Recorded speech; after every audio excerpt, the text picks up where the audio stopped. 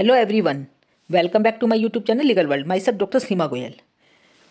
Today I am going to start with the new series on the company law, and in this series I will discuss with the first important question relating to the company law, that is the history of company legislation in India.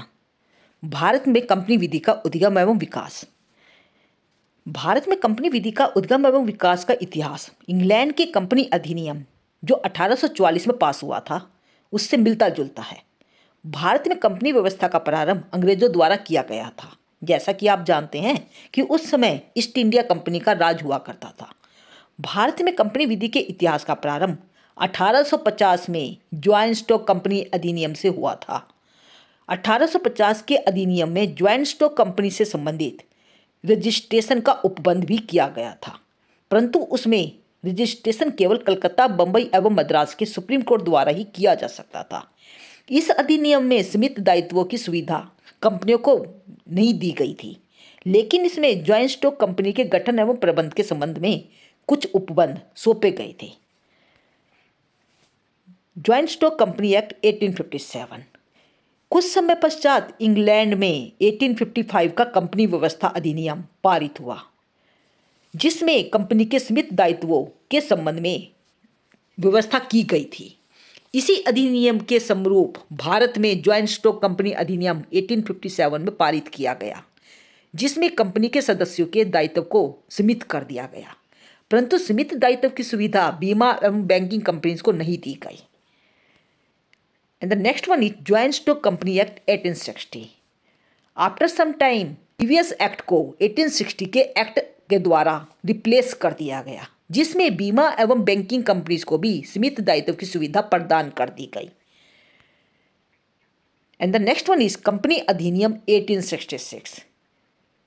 यदि हम देखें तो 1862 में company अधिनियम England के अंदर पारित किया गया, जिसमें कंपनी के निगमन, विनियमन एवं परिसमापन आदि से संबंधित कुछ उपबंध दिए गए, और उसी के आधार पर भारत में भी कंपनी अधिनियम 1866 पारित किया गया। इसका जो ये अधिनियम पारित किया गया, इसे 1882 के अधिनियम द्वारा निरस्त घोषित कर दिया गया था। नेक्स्ट वन इज कंपनी अधिनियम 1913। इस अधिनियम में कंपनी एवं अन्य व्यापारिक संगठनों से संबंधित नियमों का सविस्तार उपबंध किया गया था। इस अधिनियम में अनेक प्रकार की खामियां भी थी, जिन्हें दूर करने के लिए अनेक संशोधन भी किए गए। अंत में 1936 में कंपनी संशोधित अधिनियम पारित कर दिया गया, जो 15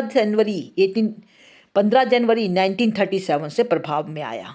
इस अधिनियम के द्वारा भारत में मैनेजिंग एजेंसी व्यवस्था एवं बैंकिंग कंपनियों का प्रारंभ हुआ। And the next one is company अधिनियम 1956। 1956 में भारत के विभाजन के उपरांत अनेक राजनैतिक एवं प्रशासनिक परिवर्तन हुए, जिसमें कंपनी विधि प्रशासन में भी अनेक विसंगतियां उत्पन्न हो गई। विधि के नवीनीकरण की आवश्यकता प्रतीत हुई। तब इंग्लैंड की कोहिन कमेटी के आधार पर भारत में भी C.H. भाभा की अध्यक्षता में 25 अक्टूबर 1950 को एक विशेषज्ञ समिति नियुक्त की गई, जिसकी प्रतिवेदित सिफारिशों के आधार पर सन 1956 में कंपनी अधिनियम पारित कर दिया गया।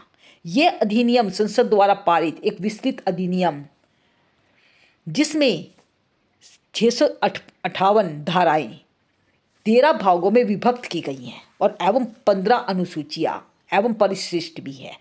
यह अधिनियम 1 अप्रैल 1956 से लागू किया गया। And the next one is company अधिनियम 2013। लोकसभा ने 18 दिसंबर 2012 को तथा राज्यसभा ने 8 अगस्त 2013 को इस विधेयक को पारित कर दिया, जिसे राष्ट्रपति द्वारा 30 अगस्त 2013 को अनुमति दे दी गई और उसी दिन से इसे लागू कर दिया गया, तथा यह 30 अगस्त 2013 को शासकीय बजट संख्या 27 में प्रकाशित हुआ।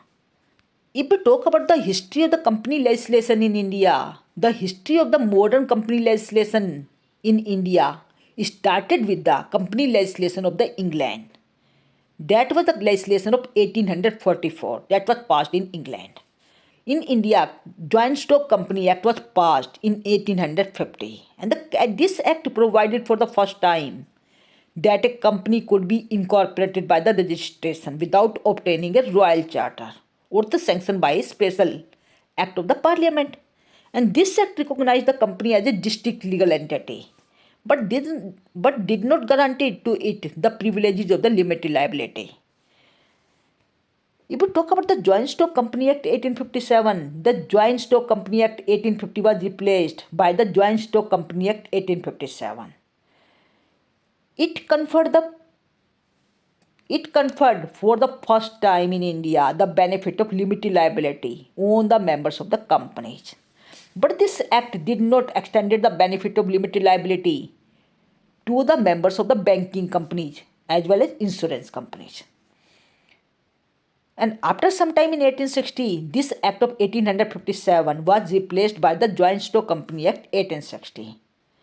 And this Act of 1860 extended the benefit of limited liability concept to the members of banking as well as insurance companies as well. If we talk about the Company Act of 1866, in 1862, a Joint Stock Company Act was passed in England. And on the same pattern, in India, a same Company Act was passed in 1866. This was the first comprehensive legislation that was passed in India relating to the companies. It was based on the English Company Act of 1862. The Company Act of 1866 was intended to incorporate the regulations and winding up of the trading companies and other associations as well. If we talk about the Company Act of 1913, this act did not take into account the peculiar features of the Indian trade and commerce. So it was found unsatisfactory in the course of operation. In 1956, after the Second World War, many changes had taken place in the organization and management of the joint stock companies. So on 25th October 1950, Government of India appointed a committee consisting of 12 members that represented the various fields under the chairmanship of H.C. Bhabha for the comprehensive review of the Indian Companies Act 1930. This committee submitted its report on all the companies law in April 1952. On the recommendation of the Bhabha Committee, Company Act of 1956 was passed, which was based on the English Company Act of 1948. In 1956, that the Company Act that was passed was containing total 658 sections, which were divided among 13 parts and containing the 14 schedules and containing the 14 schedules. And this act came into force on 1st April 1956.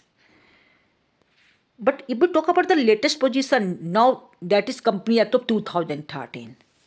This act was passed by the Parliament after receiving the assent of the President on 29th August 2013.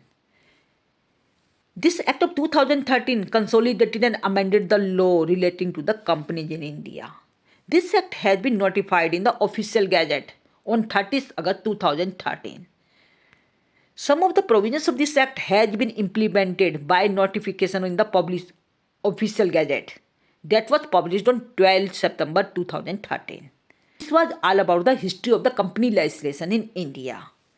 And if you have any doubt, then you must put down in the comment section. And don't forget to like, share and subscribe this channel for the further update. Thank you.